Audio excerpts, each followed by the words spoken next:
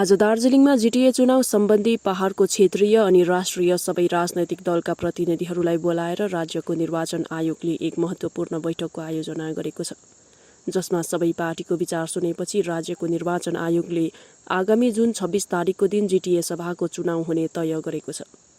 यसको लगत्तै उता कलकत्ताबाट बागडुग्रा विमानस्थलमा ओर्लिएका दार्जिलिङका सांसद राजु विष्टले विमानस्थलबाटै पत्रकारहरूलाई सम्बोधन गर्दै उनले जीटीए चुनावको विरोध गरेका छन्। उनले जीटीए गोर्खाहरूको आकांक्षा नरहेको बताउँदै जीटीएले कहिले पनि गोर्खाहरूको चिन्हारीको सुरक्षा नदिने बताए। साथै उनले राज्यकी मुख्यमन्त्री ममता ब्यानर्जीले पहाडमा एकतन्त्रीय तानाशाही हुकुमत चलाउँदै पहाडमा बलजफ्ती जीटीएको चुनाव गराउन लागिरहेको आरोप लगाउँदै यसको सबै मिलेर विरोध जनाउनु पर्ने सांसद विष्टले बताएका छन्। जीटीए कोई इलेक्शन नहीं है।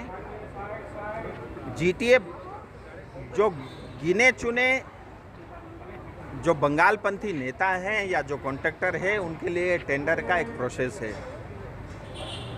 क्योंकि भारतीय जनता पार्टी या हमारे अलायंस पार्टी के साथ ही हम कॉन्ट्रैक्टर नहीं है। हम किसी तरह का जो है रोड बनाने का काम नहीं करते, हमारे पास लाइसेंस नहीं है, इसलिए हम भाग नहीं लेंगे। जीटीए ये असंवैधानिक एक बॉडी है, न इसके पास कोई पावर है, न ये कोई कानून बना सकता है, न ये कोई रूल को फ्रेम कर सकता है, और ये गोरखा विरोधी भी है। और ममता दीदी गोरखाओं को लेकर वास्तव में ईमानदार है तो मैं आपसे एक ही बात पूछना चाहता हूँ। आपने महकमा परिषद अनाउंस किया, फिर आपने पहाड़ में पंचायत चुनाव इलेक्शन क्यों नहीं अनाउंस किया? इसका अर्थ ये है कि इस जीटीए टेंडर के प्रोसेस के अंतर्गत 200 करोड़ में आप दार्जिलिंग तराई डूवर्स की जनता को खरीदना चाहते हो। सड़क पे उतरेंगे, कानून का सहारा लेंगे, लेकिन जीटीए चुनाव को होने नहीं देंगे। उसके लिए हम पूरा प्रयास करेंगे। बीजेपी क्या पार्टिसिपेट करेगी जीटीए में? मैं वही बता रहा हूँ, ये जीटीए इलेक्शन नहीं है, ये कोलेक्स के इलेक्शन तो फिर भी इससे ज़्यादा स्टैंडर्ड का होता है, ये तो उससे भी घटिया है।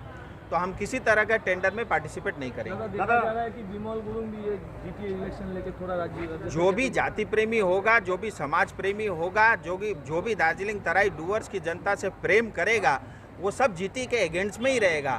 जिसको जो है 5 लीटर या 10 लीटर का सेंटेक्स भरना होगा वो जीटीए टेंडर में जरूर जाएगा, उसको मैं रोक भी नहीं सकता। दादा, दूसरा ये अनुब्रत मंडल जो देखिए, एक बात तो ये है कि आज पश्चिम बंगाल सरकार के जितने भी मंत्री हैं वो एक अस्पताल से दूसरे अस्पताल भाग रहे हैं। वो कभी सीबीआई से लेकर के अलग अलग कोर्ट में भाग रहे हैं।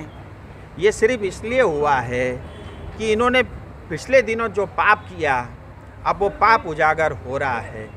लेकिन भारत में अभी भी कानून का राज है, चाहे कोर्ट हो चाहे सीबीआई हो, जिसने भी पाप किया है उसको भुगतना पड़ेगा। यहाँ के आप सब ने सुना होगा, पूर्व के शिक्षा मंत्री वो भाग रहे हैं इधर से उधर। हाल के एजुकेशन के एमओएस अपनी बेटी को नौकरी में रख रखी है। कोर्ट ने तो ये तक भी कर दिया कि आप जो है पिछले 2 साल का आप जो है सैलरी वापस करो, स्कूल जाने से रोक लगा दी। मतलब ये भ्रष्टाचार का चरम सीमा है। इसलिए आज बंगाल आज डूबा हुआ है, 6 लाख करोड़ के कर्ज में डूबा हुआ है।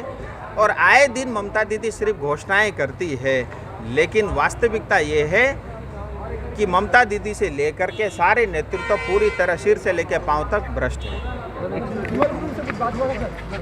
नहीं, अभी कोई हमारी ऐसी कोई बातचीत नहीं हुई। और मैं इतना जरूर कह सकता हूँ कि विमल जी हो या और कोई भी नेता या पार्टी हो, जो गोरखा के हित में सोचेगा वो जीटीए के खिलाफ रहेगा, इतना मैं कह सकता हूँ।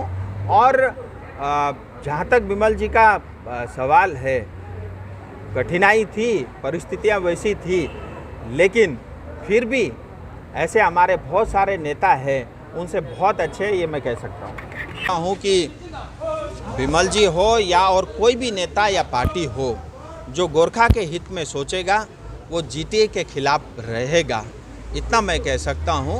और जहाँ तक विमल जी का सवाल है, कठिनाई थी, परिस्थितियाँ वैसी थी, लेकिन फिर भी ऐसे हमारे बहुत सारे नेता हैं, उनसे बहुत अच्छे, ये मैं कह सकता हूँ।